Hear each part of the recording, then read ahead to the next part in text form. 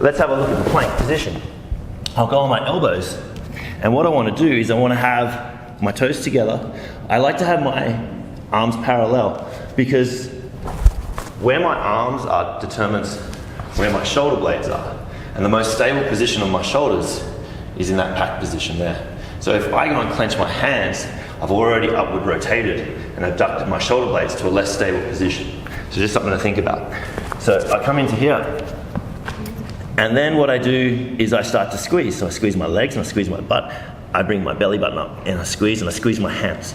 And now I've got full tension. It's really hard, right? So I'm not gonna be able to hang out here for a minute, but I wanna be able to hang out there for probably like 20 seconds.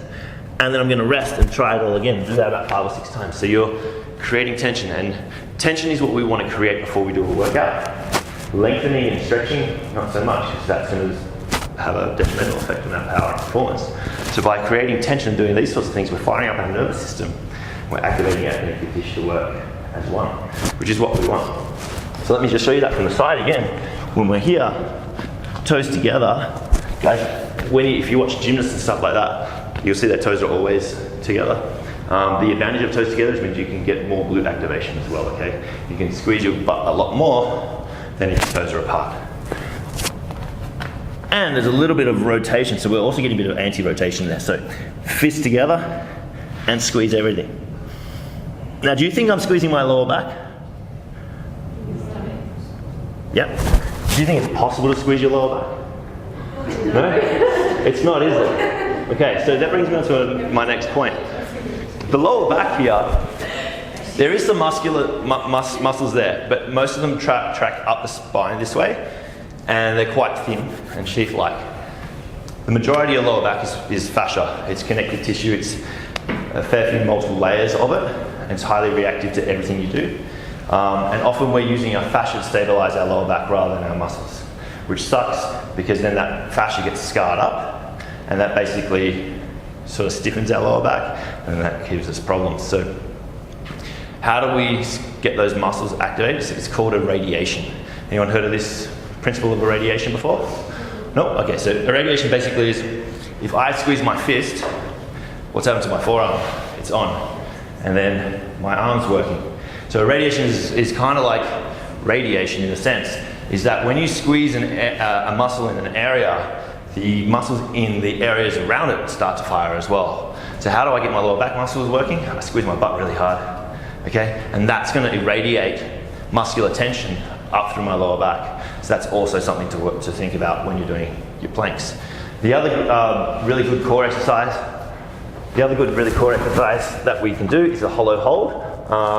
Again, it comes from gymnastics world. So we're just basically in this position. We're creating a little bit of flexion, so that's anti-extension, and we're holding, drawing my back into the lower back into the ground to know that my pelvis is in a good position, glutes engaged, cores engaged, and we're holding that. Now that's a lot harder than the plank, but again, it's all about tension. Hold it for 10 seconds, have a 10-second rest, do it 5 or 6 times and repeat that way, okay? And then you can do little advancements, do some hollow hold rocking and stuff like that, or banana rolls, which are really cool and go into your belly. So that kind of stuff. One of the other exercises I do with my clients is called a dead bug. Anyone heard of a dead bug? Awesome. Great, yeah, so dead bug is a really good correctional exercise. After I've done a functional movement screen, it's really common, especially for women, to have a pelvis that is a bit more anteriorly tilted from footwear, from posing. that butt pout thing, yeah.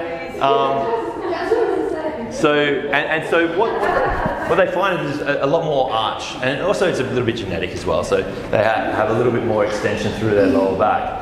But this can cause us problems, and having our pelvis forward means that it's not neutral. If our pelvis isn't neutral, then our spine isn't sitting in the pelvic region properly. And that means that once we're here, the length of my abdominals is already stretched, so they're weakened because they're not in their right state.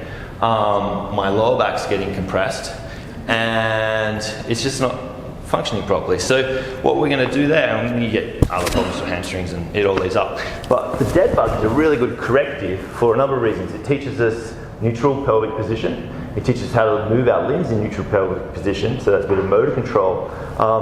And so the way we can coach this is the most basic way. You have your feet up, you're at a 90 degree angle through knees and hips, and your arms are up, your hands are facing each other again, because that's a nice scapular position.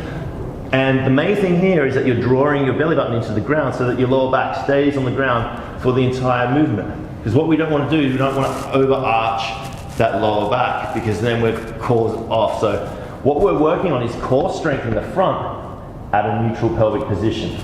So the first one we go through is just sort of some little taps with our heels, because that's the easiest way to do this, because there's not so much torque force on our spine.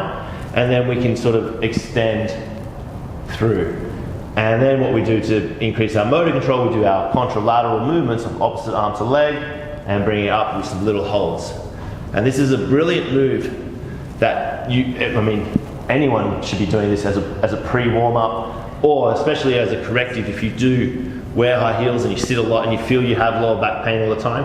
It's a nice reset. The legs up also, the weight of the femurs will just sort of reset the lower back a little bit as well. So if you do have a low back soreness, you can put your feet up against the wall, or just let that weight reset all that musculature and fascia down in your hips. That can really help at the end of the day.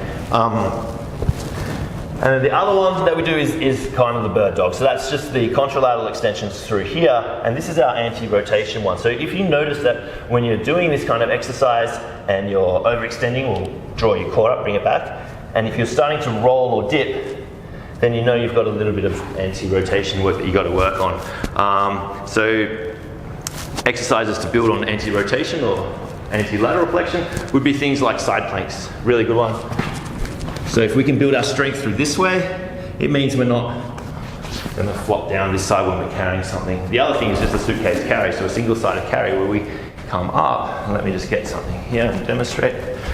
So if we're doing a single-sided carry, we're nice and strong and tall, and we're not leaning to the side a little bit. So it's really important if you do carries in here, and they are unilateral, whether it's in this position or overhead, then just keep your core straight and fire it up. And what's this arm doing when you're walking around? Right? Is it just flopping?